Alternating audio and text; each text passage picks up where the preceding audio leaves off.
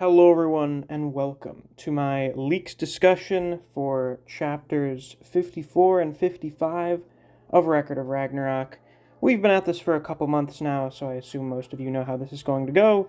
This is just going to be going over the main reveals that we get from the leaks, and then we'll be getting some more in-depth discussion in the full-on chapter reviews that will be coming out after we get the full English translations in a few days.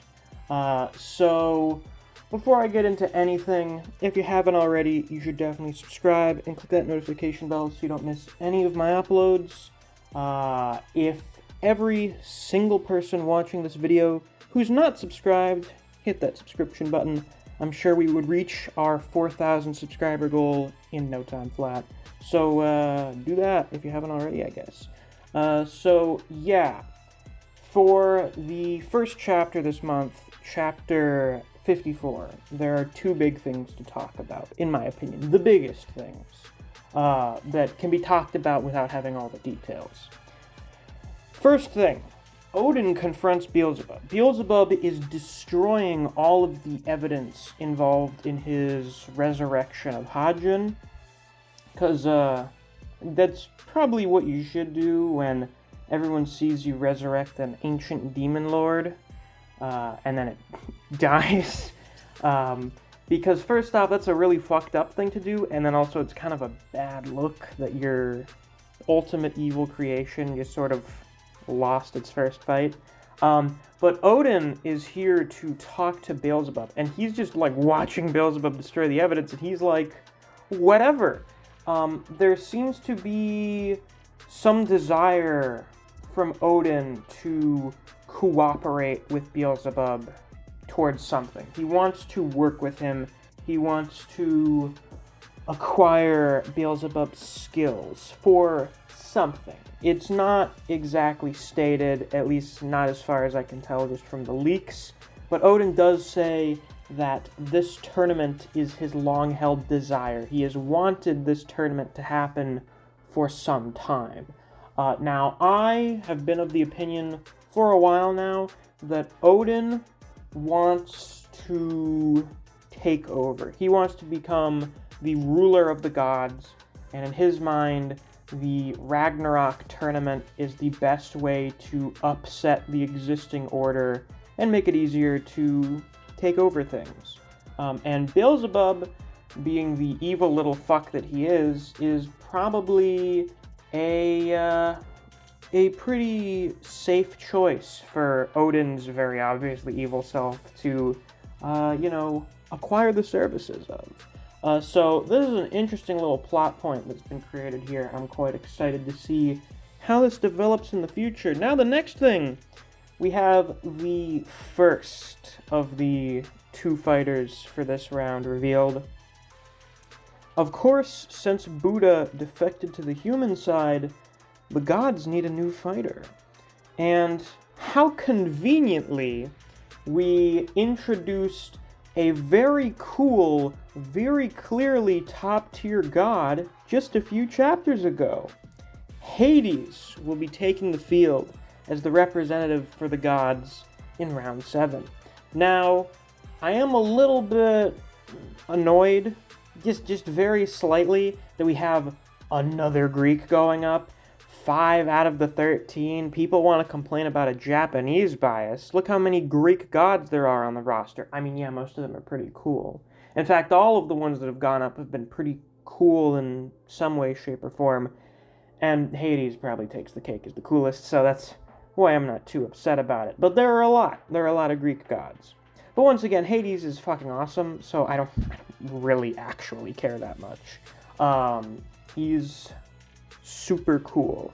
And I will just say, I am putting money on Hades. I think Hades has got this shit, regardless of how cool his opponent may be. So now, chapter 55. We actually have the reveals of 2 fighters in this chapter, one of whom will be going far later. This would be Nostradamus. Nostradamus is a twink. I don't know why, but he is. I don't hate the design. I'm just kind of like, whatever. my initial reaction to it was like, why is that Nostradamus? I get that he's French, but what? What? But the more I look at it, I'm just kind of like, whatever. In fact, the design itself, when I don't consider that it's Nostradamus, I'm like, that's actually a pretty decent character design. But you know what? You gotta have one. We've had the big buff dudes, we've had the old guys, we've had the normal guys, we've had the divine guys. We need to have some twinks to sort of even things out a little. Oh, and we have the short child in the form of Okita. So, yeah, I guess Nostradamus is the team twink, that's fine.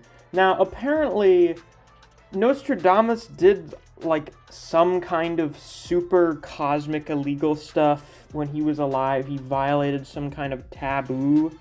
I'm not really sure what that is. I saw someone say something about him destroying the Bifrost or something. I don't know if that's actually in the chapter or not. But he's a troublesome little bastard. And Brynhild says that his match is not until much later. So I think Nostradamus will probably be one of the final 3 fighters to go up, which is actually not that surprising. I kind of figured he would be one of the last. In fact, in my mind for a while, I kind of thought that he would probably be the second to last to go, but I don't know what his chances are. Also, Brynhild says that he is the Joker of their team, as in, like, the Joker card, their trump card, although I thought that's what Adam was, so I guess with Adam gone, now Nostradamus is the trump card they have remaining. So, clearly, Nostradamus is going to have some insane bullshit going on if he is apparently the new trump card for the team. I don't know what the hell he has going on for that to happen, but I guess he may be kind of busted. It's even possible that the future-telling human will be going up against the scheming, all-seeing king of the Norse gods, Odin. I know some people have predicted that, though the idea of this little twink going up against Odin, who is this giant, looming, very intimidating figure, is kind of hilarious. So, I don't know. We're just gonna have to wait for a while and see whatever the hell happens with Nostradamus. Now then, the final thing to talk about for this month. The reveal of humanity's fighter, the King of Kings, the first Emperor of China, Qin Shi Huang. Kind of surprising, but not really. A lot of people thought once Buddha decided to fight for humanity that means, clearly a human must be going out to fight for the gods. We're going to have a human trader. There'll be a human versus human fight. And a lot of people's big pick for that was Qin, because Qin is insane. He was one of those emperors, I think this may have just kind of been a general thing for emperors in China, but he was, like, supposedly ascended to godhood. Qin became a heavenly emperor. So a lot of people thought that because of that, he would join the god side, because in his own mind, he was like, yeah, I'm a god, whatever. Fuck humans. But no. He's going next. Not as the traitor, like some people thought. Some people thought, oh yeah, Buddha went round 6, obviously we're going to have the human trader, Qin, go up in round 7. But no. He's here, he's fighting for humanity. Brynhild picked him out specifically to fight Hades, and Hades, we can safely assume, is very high tier. Qin, with whatever his Voland is going to be, must be pretty fucking strong. Pretty goddamn strong. He's apparently physically strong enough to just kind of manhandle Ares. Just very casually toss Ares around. I mean, Ares is kind of like a joke fodder character at this point, but still, he is a god. He is a literal god. Yeah, Qin is setting some expectations here. Now, he sits down in Hades' chair, which is kind of a flex in itself. It's like, oh yeah, the guy I'm fighting, the king of the underworld, he was sitting here? Cool, I'm gonna sit here now. Nice. He says a line at the end of the chapter. which I've seen two translations for. One is which, oh yeah, this is a really nice chair. Where I come from, this would be called a throne, which is just kind of whatever. I like the first translation I saw, which is him saying, wherever I sit, that is the throne. Any chair I sit upon, that is a throne for the king. I think Kin is going to be a humongous Chad. Oh my god, this guy just exudes Chadly energy. We're going to get a Chad battle for round 8. Qin Shi Huang versus Hades. Are you excited? I know I sure as shit am. Now I just have to wonder... We now have a god was added to the list with Buddha going up and taking a human fighter's place. I'm wondering which human we are going to exclude. Now there's going to be changes to the list, which is a little interesting, a little exciting. I know for one thing, one list that doesn't seem to change very often is my list of patrons. Special thanks to Fuse, Neo, Dijon Redden, Anthony Chavez, Honey Mustard, Zach Rowitz, K-God, Chris Redfield, Scratch23, Rat, Ryzen 4K, Artist, Mac Campaign, Wave of Manga, and Sam the Ace. Thank you all very much for supporting me on Patreon. I greatly appreciate it. And if you too want to get a shout out at some point in the video, or access to reviews for Solo Leveling and The Boxer, you can always become a patron as well. There's a link to my Patreon down in the description.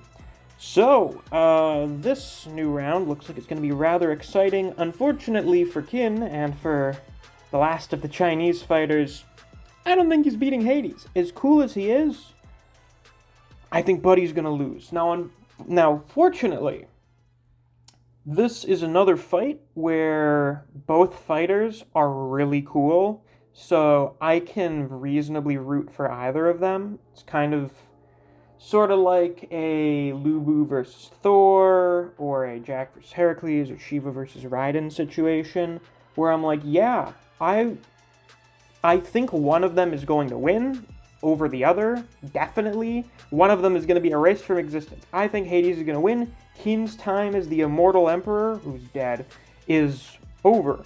He's going to be erased. But still, I will not be mad about either side winning, because they both seem really fucking cool. And I'm very excited to see what both of them can do. So, yeah, that's pretty much all for the leaks. Look forward to my full chapter reviews once we get the full chapter translations later this week.